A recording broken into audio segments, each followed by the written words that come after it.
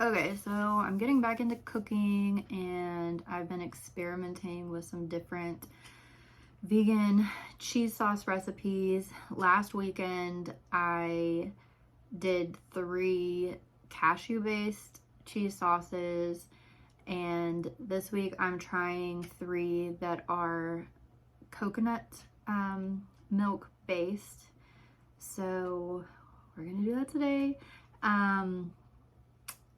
Let's see. So one thing that I've noticed between the 2 different sets of recipes is last week they were all done in the blender, and then I've kind of skimmed over the ones for this week, and it looks like they're all cooked on the stove.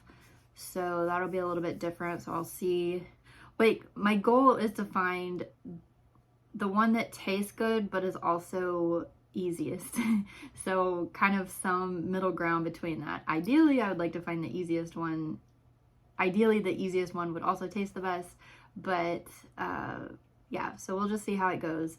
So I've got these 3 that are non-cashew based. Coconut milk seems to be the base, so I'm going to do those today.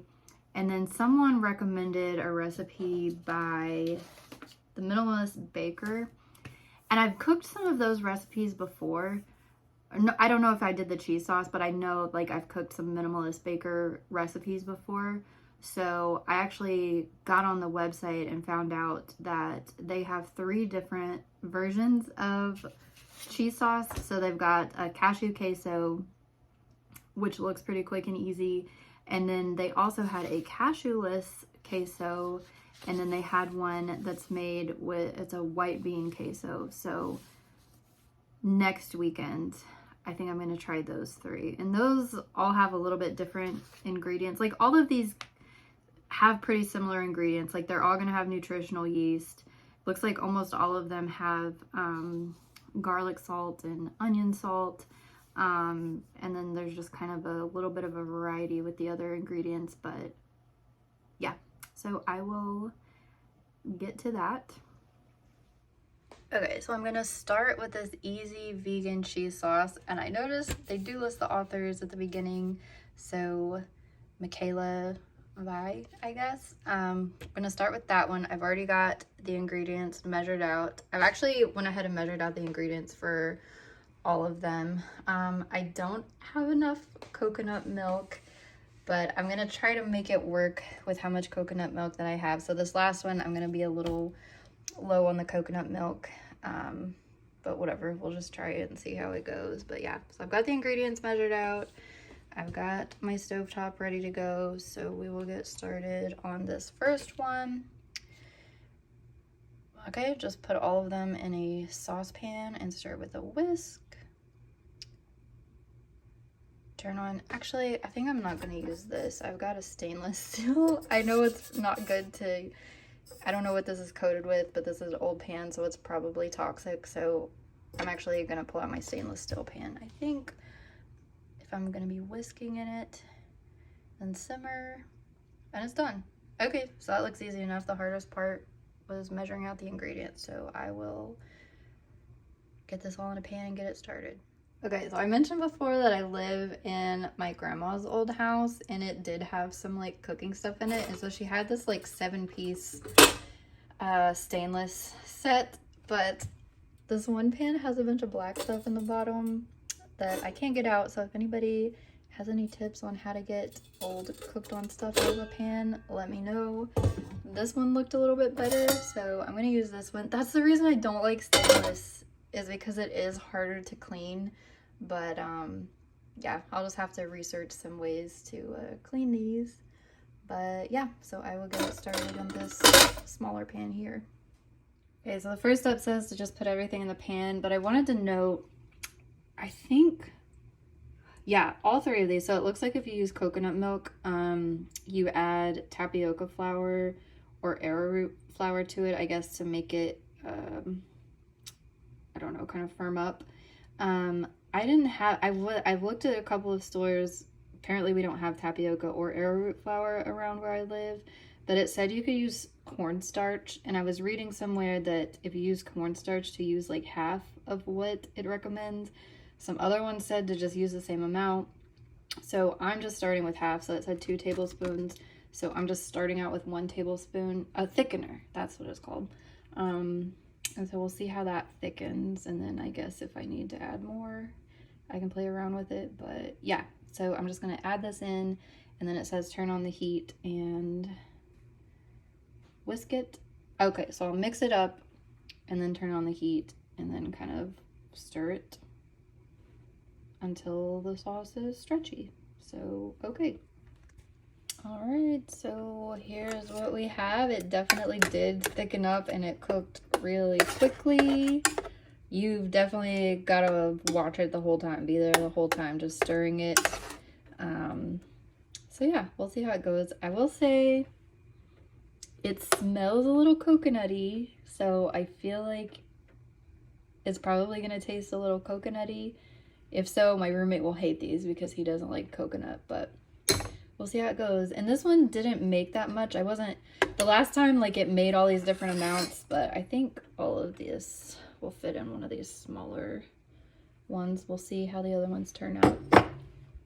Okay, so this actually made even less than I thought. So I think this is a cup size, and this other smaller one I had last week is, I think, 2 cups. So this is how much it made.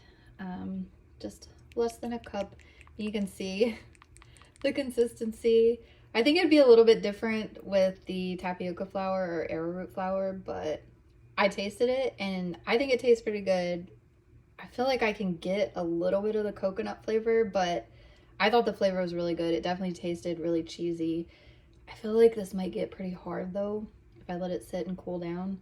So we'll see how the texture of it is later. So yeah, definitely half the amount of tapioca flour if you're using cornstarch. Okay, so the next one is this Easy Vegan Cheese Sauce by Lindsay Cotter. And it has a similar instructions, but a little bit more steps. So, oh, my roommate came in. Where were we? So yeah, this isn't. Okay, so the instructions, I mean, they still have to cook it on the stove, but this is kind of like, instead of throwing everything in and just heating it up, you've got to do it in different parts. Also, this one did have cornstarch in the recipe, so I did go ahead and do 2 tables of the cornstarch on this, where I am. So, see how this goes. We'll see how much harder this is having to put it in different parts. I think it's got like 5 parts to it. So, yeah. All right, so it's done.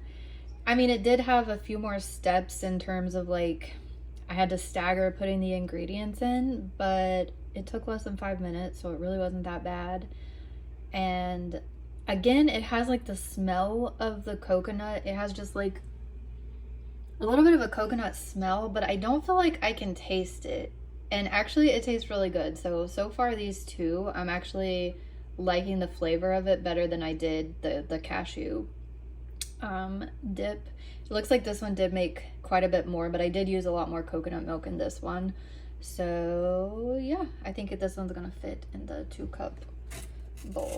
So I will scoop that out and get on to the 3rd recipe. Okay, so here's number 3. This is Carissa's Vegan Kitchen, and this has the same instructions as the first one. So just put all the ingredients together, heat it up, simmer a little bit, and then it's done. Again, I'm a little concerned because I don't have, so basically I have this, which was 11 ounces. It calls for 13.6 ounces, and this isn't even full because I had to use a little bit of it in one of the other recipes. So I don't know. I've got some soy milk, but I'm not sure if that'll work in this. I'm wondering if I should use, because the other recipe used vegetable broth. I don't know. I'll either use soy milk or vegetable broth if it needs more liquid, but I will throw all the ingredients in and heat it up and see how it goes. Okay, so this one had a couple issues, but not too bad. So first thing, I don't know how I didn't notice this. This did say you could use cornstarch, but I still, because I was using less coconut milk, I was like, okay, I'm gonna use a little bit less cornstarch. And then I wrote down here in the notes, you can substitute coconut milk for another creamy non-dairy milk. So I did end up putting just like a splash, maybe like a tablespoon or two of that in there. But yeah, so I was like mixing everything. I got to the, I was mixing it, it was heating up, and I took a little taste and I'm like, this does not taste right. Like something does not taste right about this. And then I realized I had completely forgotten the lemon juice. So I put the lemon juice in there and it did make it taste better. I'm still not sure how it compares to the other two. And I don't know why it didn't taste good without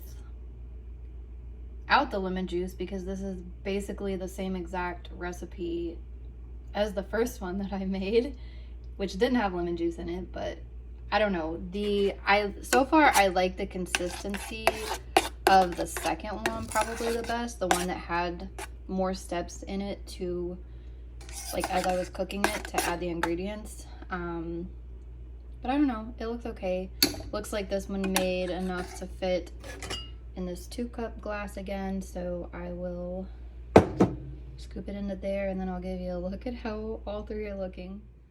Okay, so here's the end result. So this one's been sitting for longest, but I don't know, the consistency of that is not looking the greatest. I'll heat it up before my roommate comes. This one's already getting a little bit of a layer on top, but it looks pretty good underneath, so I think if I mix it up, it'll be good. And this one too. But I mean, it doesn't really matter how it looks, it matters how it tastes. So I will be in the next video. I'll do a taste test with my roommate. So that's it. But so far, overall, I do think I like the flavor of these more than the last one. The last one, my favorite one, the ones with the cashews, was the one with the rotel in it. So I don't know if the flavor of the cheese sauce, I think the flavor of these sauces I like better than the other ones. But I will say, after I put them in the microwave or in the refrigerator, I was just eating out of them all last week and they all tasted pretty good. And I actually didn't heat them up when I ate them. I just ate them straight out of the fridge. And they all tasted pretty much the same, I think, after I put them in the refrigerator. Or I couldn't really tell that much of a difference. So, I mean, they'll all taste decent. So, anyway, but I do think I like these better so far. We'll see what my roommate thinks. Bye.